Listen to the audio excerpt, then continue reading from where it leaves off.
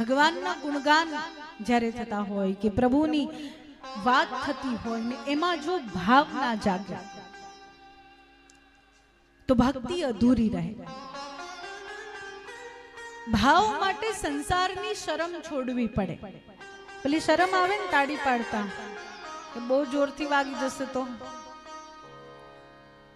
કેટલા જોરથી તાળી પાડવી જોઈએ? આમ ભજન ગાઈએ તો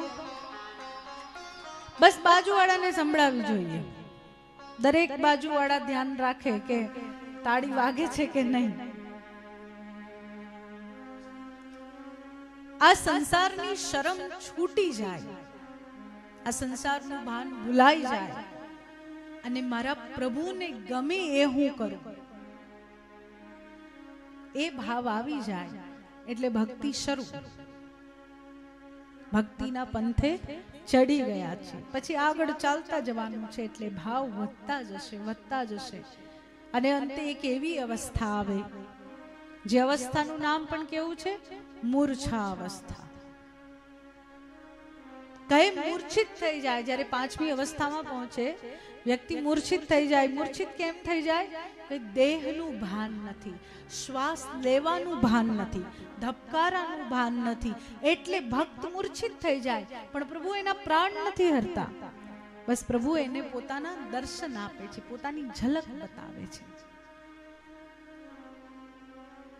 ત્યારબાદ આગળ અહીંયા વર્ણન છે કે શ્રીમદ ભાગવતની શરૂઆત કઈ રીતે થાય, કેવી કથા છે, આ કેવા પ્રશ્નોથી શ્રીમદ ભાગવતની શરૂઆત થાય. નૈમિષે સૂતમાસીન મભિવાદ્ય મહામતિમ કથામૃત રસાસ્વાદ કુશલઃ શૌનકો બ્રવીત. નૈમિષારણ્ય ક્ષેત્રમાં કથામૃતમાં જો અહીંયા જે ગુણનું વર્ણન છે ને, સૌથી પહેલા શ્રોતાના ગુણ બતાવ્યા છે, વક્તાના નહીં. વક્તા પછી આવે, પહેલા શ્રોતા આવે કે શ્રોતા કેવા હોવા જોઈએ. નૈમિષે સૂતમાસીન મભિવાદ્ય મહામતિમ કથામૃત રસાસ્વાદ કુશલઃ શૌનકો બ્રવીત. શૌનકાદી ઋષિઓ કેવા છે તો કહે કથામૃતનું રસાસ્વાદન કરવામાં કુશળ, કથા સાંભળવામાં કુશળ. 7 દિવસની કથા કરીશું તો આખી કથા યાદ રહે, પણ કુશળતા કોને કહેવાય?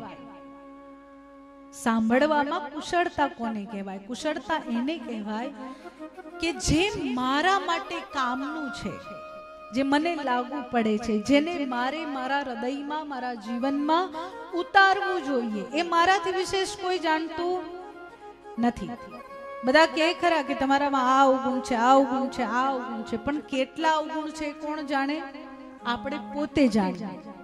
તો મારા માટે જે કથા, જે વાત, જે શબ્દ, જે શ્લોક, જે ભજન લાગુ પડે એ જો હું ઉતારી લઉં તો એ મારા શ્રવણની કુશળતા, સાંભળવાની કુશળતા. અને વક્તા કેવા છે? સૂતજી મહારાજ કેવા છે? મહામતી, બુદ્ધિશાળી. સૂતજી એવા છે કે જરૂર હોય એવું આપે. શૌનકાદી ઋષિઓ નિરંતર કથાઓનું શ્રવણ કરતા રહે છે, પણ ક્યારે શૌનકાદી ઋષિઓને કયા શાસ્ત્રની ને કઈ કથાની જરૂર છે એ સૂતજી મહારાજ નક્કી કરે છે. પ્રશ્ન શૌનકાદી ઋષિઓના છે, પણ સામે કયું શાસ્ત્ર સંભળાવવું એ સૂતજી મહારાજનો નિર્ણય છે. પ્રશ્ન એવા છે. કેવા છે પ્રશ્ન? કેવી કથા સાંભળવી છે? અજ્ઞાન ધ્વાંત વિધ્વંસ કોટી સૂર્ય સમાપ્રભા સુતાખ્યા હિ કથા સારમ મમ કર્ણ રસાયનમ ભક્તિ જ્ઞાન વિરાગાપ્તો વિવેકો વર્ધતે મહા માયા મોહ નિરાશસ્ય વૈષ્ણવે ક્રિયતે કથમ ઇહ ગોરે કલો પ્રાયો જીવશાસુરતામ ગતા ક્લેશાક્રાંતસ્ય તસ્યેવ શોધને કિમ પરાયણમ શ્રેયસામ યદ્ભવેત શ્રેયમ પાવનાનામ ચ પાવનમ કૃષ્ણ પ્રાપ્તિ કરમ શાશ્વત સાધનમ તત્વદાધુના. કેવા પ્રશ્ન પૂછ્યા છે? તો સૌથી પહેલા તો વક્તાના વખાણ કરતા કહે છે, અજ્ઞાન દ્વાંત વિદ્વંસ કોટી સૂર્ય સમપ્રભા. તમારું જ્ઞાન કેવું છે? તો જેમ કરોડો સૂર્યની કિરણો આ સંસારના અંધકારનો નાશ કરી દે છે, એમ તમારું જ્ઞાન અમારા હૃદયમાં રહેલા અજ્ઞાન રૂપી અંધકારનો નાશ કરનારું છે. તમારા એ જ્ઞાનમાંથી અમને કંઈક એવું સાધન સંભળાવો. કેવું સાધન? તો કહે ભક્તિ જ્ઞાન વિરાગ આપતો વિવેકો વર્ધતે મહાન.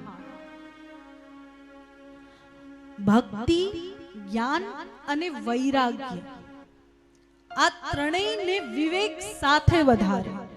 ભક્તિમાં વિવેક બહુ જરૂરી છે. આપણી ભક્તિમાં વિવેક નથી. આપણી ભક્તિમાં કેવો વિવેક નથી?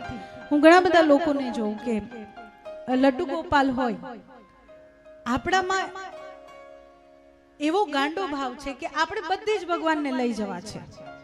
બધે જ ગલીમાં ચાલતા ચાલતા જવું છે તોય લઈ જવા છે. હરિદ્વાર ગયા, હરિદ્વારની ગલીઓમાં એ બરાબર ભીડમાં કનૈયાને લઈને નીકળશે. કે બજાર બતાવવા લાવ્યા. કનૈયાએ બજાર જોયેલું છે. એ સમયે કનૈયાને બજારની જરૂર નથી. જ્યારે તમારા ઘરમાં બાળકનો જન્મ થાય ને બાળક 1 વર્ષનું ના થાય ત્યાં સુધી તમે ક્યારે અમદાવાદ લાલ દરવાજા લઈ જાઓ? આવી જ ભીડ હોય છે તીર્થોની ગલીઓમાં. આવી જ ભીડ હોય છે જગ્યાઓમાં જ્યાં તમે કનૈયાને લઈને ફરો છો, જ્યાં ઠાકોરજીને લઈને ફરો છો. એમને ગભરામણ ના થાય? આટલા બધા લોકોને કનૈયા ડરી, લોકોને જોઈને કનૈયા ભયભીત ના થઈ જાય, ડરી ના જાય? કઈ તો ભગવાન છે. તો પછી ભગવાનમાં બાળકનો ભાવ કેમ છે? જો બાળકનો ભાવ છે તો કનૈયાને બાળકના જેમ સાચવવા પડશે. ગંગાજીમાં સ્નાન કરવા જાય, કનૈયાને ઘાટે મૂકી દે ને પોતે સ્નાન કરવા જાય. પણ કેમ? કનૈયાને ત્યાં જ બિરાજમાન કરો, ભોગ મૂકો, પ્રસાદ મૂકો, કનૈયાને કહો તમે જમો, અમે આવીએ છીએ.